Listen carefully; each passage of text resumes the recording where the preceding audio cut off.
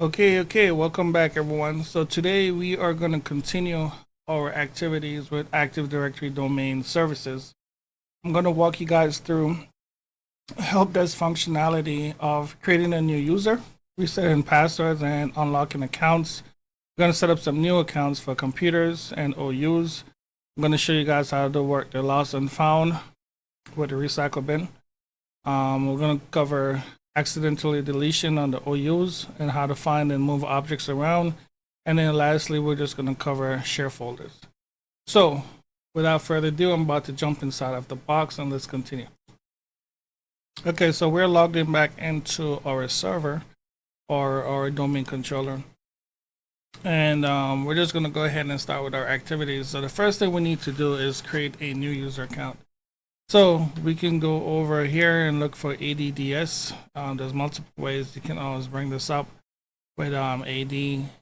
Right click and go to Active Directory users and computers, or you can also go over to tools and find it under here as well. All right, so once you get in, this is our Active Directory that was created when we first started. I've already pre-staged a few things for training purposes to make the videos go a little bit faster. But the first thing we want to do, we're going to create a new user. So that is too easy. When you're looking to create, you can go into the whole forest itself. So if we start at the top level and you just wanted to create just a regular user, by default, we have a user's OU right here. So you can right click and go in and create a new, and then just go to user right there. And then from here, we're going to call this guy, so his last name is going to be Donald. Take the caps off. And we're going to give his first name Mac. And we're going to make his user login. It's going to be mac.donald. And this is basically default.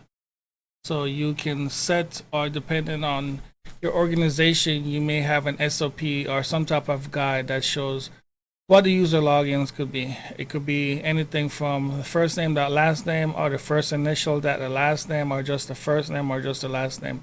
Every organization is different, but they'll let you know based on your help desk. You will know how you create your user's login name. And this is important because when the users log in, they have to type this in just this way to log in. And we're going to go ahead and click next. Password, normally you have like a default password for your organization. So I've already set like a template. So let's say if we're working on the help desk, this is the default password for your users. So we'll just copy this and we'll go over here and paste it. Makes things a little bit easier. But then you're going to check this to say user must change password at the next log on. So that means this default password, when you give it to them, they're going to log on for the first time and they must change their password at the first login. Okay. And then you click next. Now you have different properties down here, but this is where you'll configure the user's account later, where you can make it expire, you can have them change it, or it can't be changed, or it can be disabled. That's for another video. Just gonna go ahead and click next, and this is basically it, and it's finished. There you go. This is the easiest way to create a user on your AD box. Now, if you find a user right here, you can go to McDonald and look at the properties, and you're going to see a whole bunch of tabs and information about this user. In here, you can always customize this user's properties. There used to be a thing that's called, it's like an Outlook. I forgot what it's named, but it's something that you can use to update the GAL. That's what they call it, Global Access List. And it will prompt the users to fill in all this information. Because sometimes when you're searching for a user, and if you have a big directory, it could be very large. But you can have a default web page if you want them to access it, their email, telephone number, all of this stuff you can fill out. Same thing with their address. If the company wants to keep tab on where they live. And then account is basically here where you can unlock the account. If the user account was locked, you can unlock it here. And then also if it's a user that you don't want their passwords to expire, you can set it here. And there's a whole bunch of additional stuff that you can set on this as well. You can also set the account to expire. So let's say, for example, your SOP states that user accounts only stay inside of the directory for only 6 months or a year. You will come down to here, and then you'll set the date from when you created it, which would be like today. So then 1 year from that date is when you want to expire it, or the 6 months or whatsoever. So that's basically where you'll come into the account options, and you'll set these properties for that user. Now on the profile, you can set user profiles and local path. We'll talk about these later in a different video, where we'll talk about connecting to home folders and so forth. That's something you can set up for your users. And if you go through each of these, you can set the department organizations, enable remote control, and so many things. The COM version is older tab, but it's still used. And then members of, so by default, when you create a user, there will be a member of domain users, and you can add different groups here to give them access to certain things or different permissions across the domain. And then you also have the dial-in as well. So if you're trying to allow users to allow network access, or don't allow network access, and so forth. So you can navigate with the tabs. There's a whole bunch, and there's more later that I will show you that will come. But this is basically what it looks like for a user. So we covered creating the user. I showed you how you would reset the user's password and unlock it. So right here, if you're going to go to a reset, you can reset the password here and then unlock it at the same time, which will be too easy. Or you can go into the properties as well, go to the user's account, and under here you can unlock it here as well. This is another way you can do it, right? So that's the way you would normally unlock and set a user's password. Now, similar, we want to create a new computer account. So we can go to computers, and we can right click and create a new computer. And what this is kind of called is staging, right? So let's say we have a computer. Also, the computer names are going to be based on your organization. Most organizations have a template or some type of guideline for a naming convention.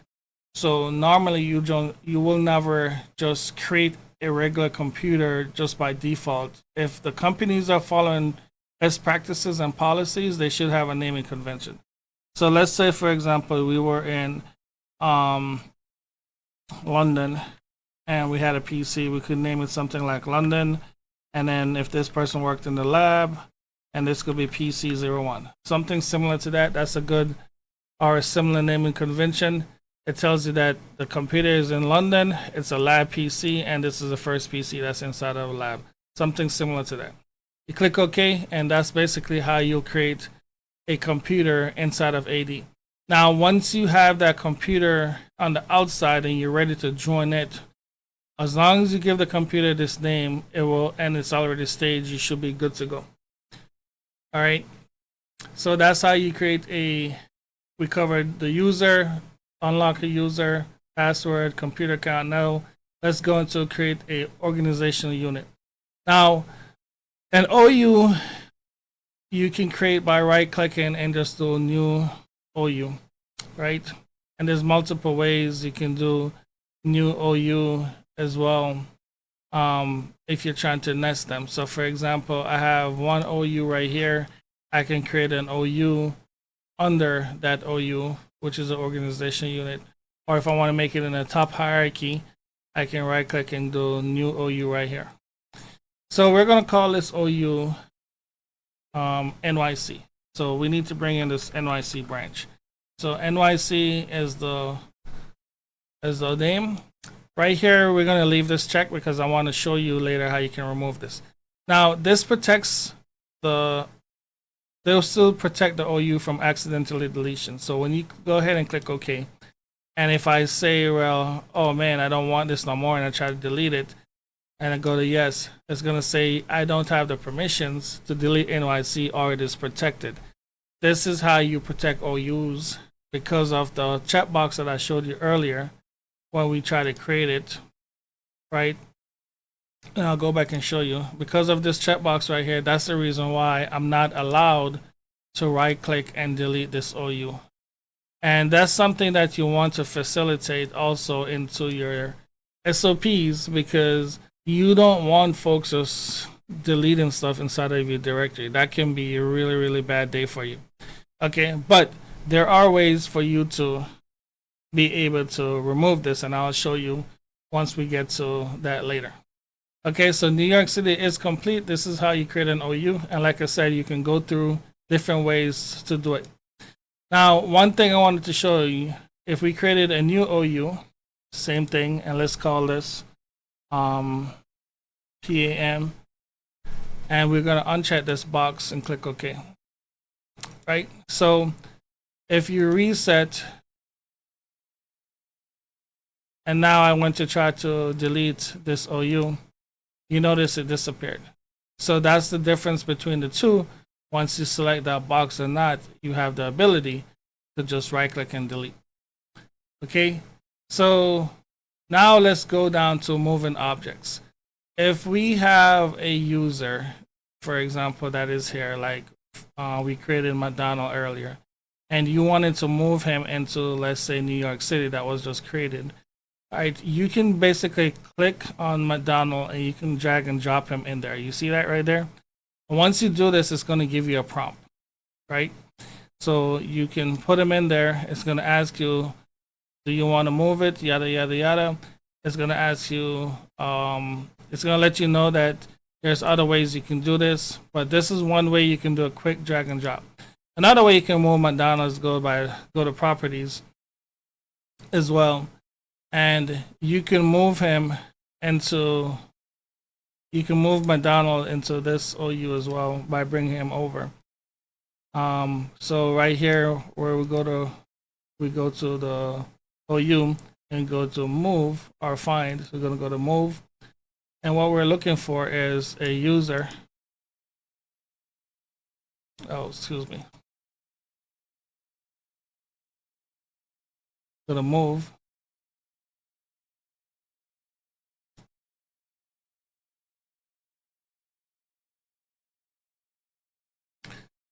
Okay, so for McDonald, if we're trying to move him, you can right click, like I showed you earlier, you can do a drag and drop, want to move him over there. Or you can right click McDonald and you can go up to all tasks and you can move him, click move. And then now where do you want to move McDonald? So we want to put him in NYC. So we can go ahead and click there, and then now McDonald is not here. So let's go over to NYC and boom, McDonald is now inside of NYC. Right, you can also create a new structure OU. So if you wanted to make this actually clean, it would be a great idea to create properly OUs nested under here, and then we can move McDonald's into users, and then McDonald would be a part of the users OU, which is proper. Okay. So there's multiple ways that you can do it. Now, let's say we didn't know where McDonald was located and we wanted to find McDonald. If we're at the top, you can also come down to find. Now, if you wanted to do a search, there's multiple ways you can do a search. You can go to the advanced and you can select different field structures based on conditions. Here, you can select if it's a user and wherever they are. This is why I was saying, if you fill out the properties, it will be easier. Let's say they work in a certain department. You can filter by the department, their email address if you know it, if they had an employee ID, their home address, all that stuff. So this is one way that you can go through and do a find to actually find a user if you were looking for them in the find. Now, that's one of the advanced ways. Let's say you just wanted to do a search and you just know that McDonald, he starts with an M. Now, guarantee you, if it's a large organization, you just type an M, this is going to trigger a lot of people. But since it's just a demonstration purposes, if I do M, it's just going to show you my download that's right there. I don't recommend just going by just an M. If you do an MAC, it might be better, or if you did Donald, it might be easier to find them. Because like I said, if you're working in a large enterprise, you might have a lot of Donalds or a lot of Macs there. So it might bring up a lot in your search result. Now, if you notice though, let's say I was looking for, let's say I did a clear and I was looking for LON.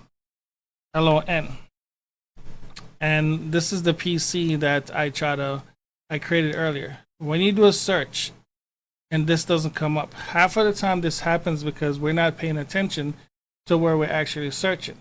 So LON was a name of the PC, or the starting name of the PC that we put it in London, right? However, you need to look up here where it says find users, contacts, and groups. We were only searching in find users, contacts, and groups. You'll have to click this drop down and go to computers. And now when you go to computers, if you go to the LUN and type find now, it will find all the computers. So if you're doing searches and you're not paying attention, just make sure that you know where you're searching. If you're searching for OU, a folder, printer, you need to make sure you redefine or configure the properties for the search so that you can find what you're looking for. I've seen it many times where folks will call from the help desk and like, hey, I'm looking for this user, I can't find them, or I'm looking for this computer on the network and I can't find it. Then I'm like, how long you been searching? For like 20 minutes. Okay, well, let's see. Log into their system, and it's just because they haven't clicked the drop down to search properly. Okay, so that covers finding. We did the OU. We did the accidental deletion, finding objects and moving objects. Okay, so great. So one good thing I want to show you now is where we have a lost and found. So let's, for example, let's go to McDonald and we're going to delete him. And we're going to say yes. McDonald is now out of Active Directory. As a user, if you go back to search for McDonald, he's not there because we got rid of him. Now, there's a ways that you can do certain things, right? First and foremost, Active Directory has something that's called a recycle bin.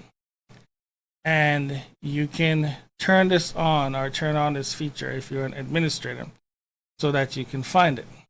Now, you can turn this on in PowerShell if you know how to do it. I'm going to minimize this.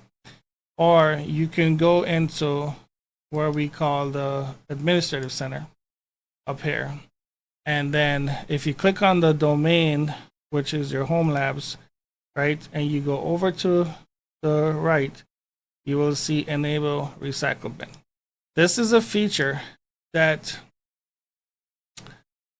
is not by default turned on.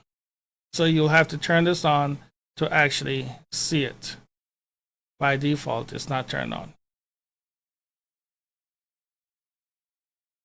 So if we're looking over here now, you notice that it is grayed out.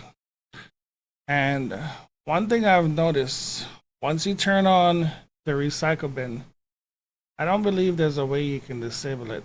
Last time I checked with Microsoft, the process of enabling Active Directory recycle bin is irreversible, which means that once you enable it, you can't disable it. But it's not a bad thing though, because you want this. The reason why, remember we deleted McDonald earlier.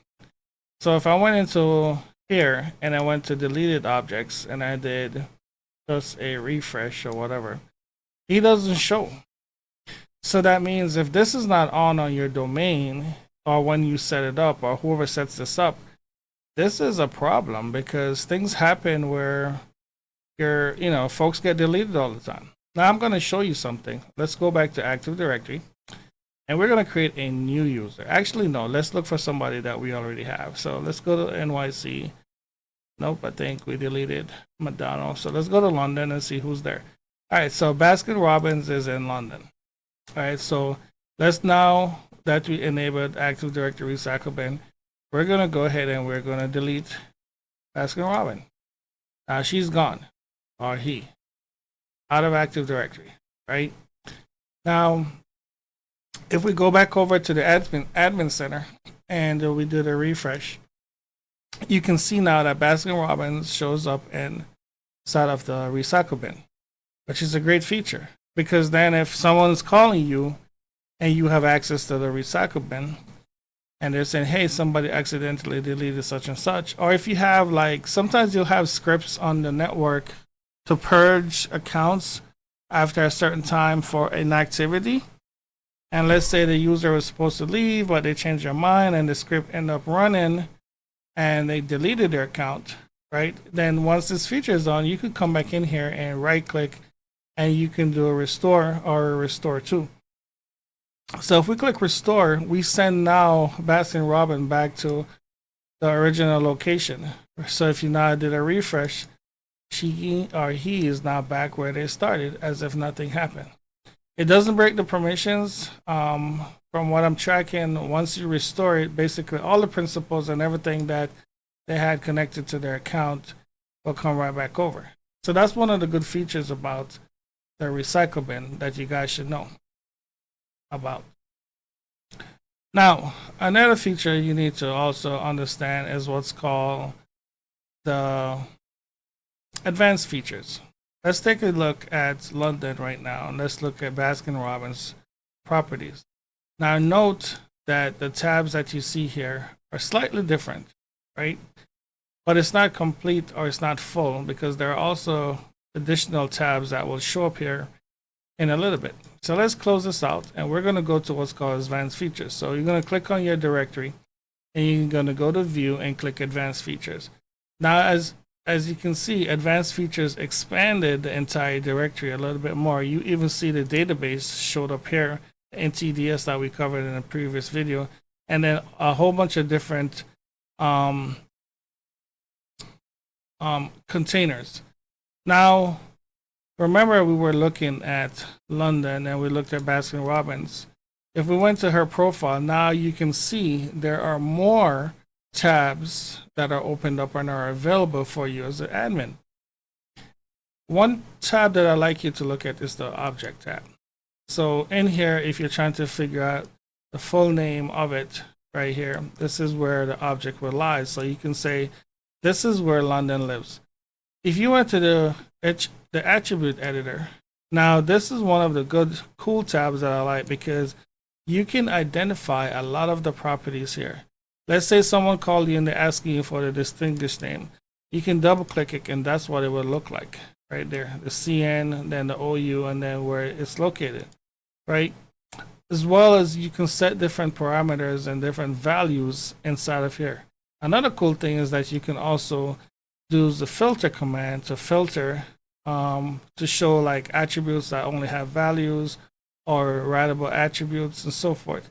So if you don't want to go through the ones that are not set, you can actually filter that process out as well. It is great to have the advanced features turned on. Sometimes if you're working at a help desk, you may not have this capability, but it also depends on the organization, because you probably do as well. But just in case you're looking or you're trying to configure or set up a properties for an account, users, or whatever, once you turn that feature on, it expands it to a whole nother level. Same way when it comes to a computer, the user, and the whole 9 yards. We're not going to cover groups in this video, even though it's here, because groups have some parameters that I want to cover separately. So we'll cover groups in another video. So we are moving on to the end. I think we have configured everything that was on our checklist. So the last thing I want to show you guys is a share folder. I've already created a share on my C drive for demonstration purposes, and it is called NetShare. If you right click it and go to the properties, you will see that it is shared out, and this is the actual location of it. I've also saved it to my notepad for easy access, and I'm going to copy that. So if you came over to here as well, same thing when you came to new, you could go new and go all the way down to share folder. You can give it a network path, which is right here, and then you can call it or give it a name as well. And once you do this, you can click OK, and it will create a share folder. Now, this is one way that you can do share folders for Active Directory. I do not recommend doing share folders like this at all, because I feel like you should have some type of network share set up properly and then distribute this with group policies more effectively.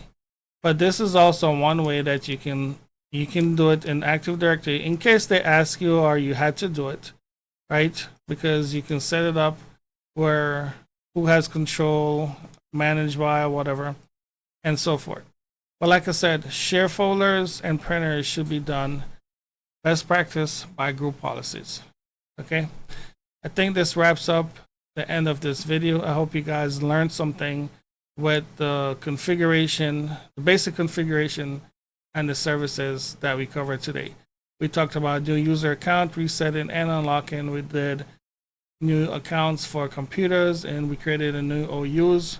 We went over the lost and found, accidentally deletion. Oh, I'm sorry. That's the next thing we needed to cover before we go. So when it comes to the accidental deletion, remember earlier you could not delete if we tried to. It would not allow you. Okay. Now, how you do this once advanced features are turned on, if you go to the properties of it right here and you go to the object, it will show you that you can now uncheck that box.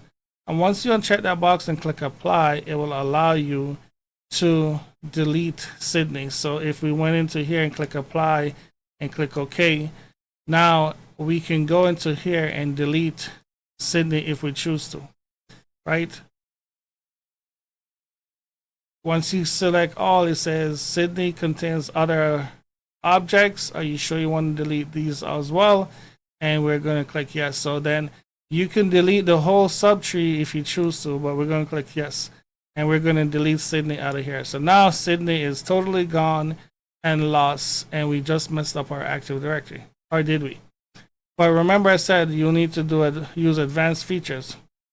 Be careful who you give access to, because this could also hurt your structure, right? But where do we find anything that we delete? Right? We went back to deleted objects, and there you can see everything that was just deleted from Sydney right here. And we can restore, right, all those accounts that we deleted earlier back into our directory.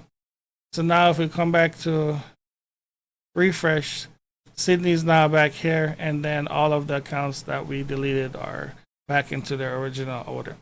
One of the cool things to have in Active Directory advanced features, and then blending in with Active Directory recycle bin, it will save you a whole lot of trouble.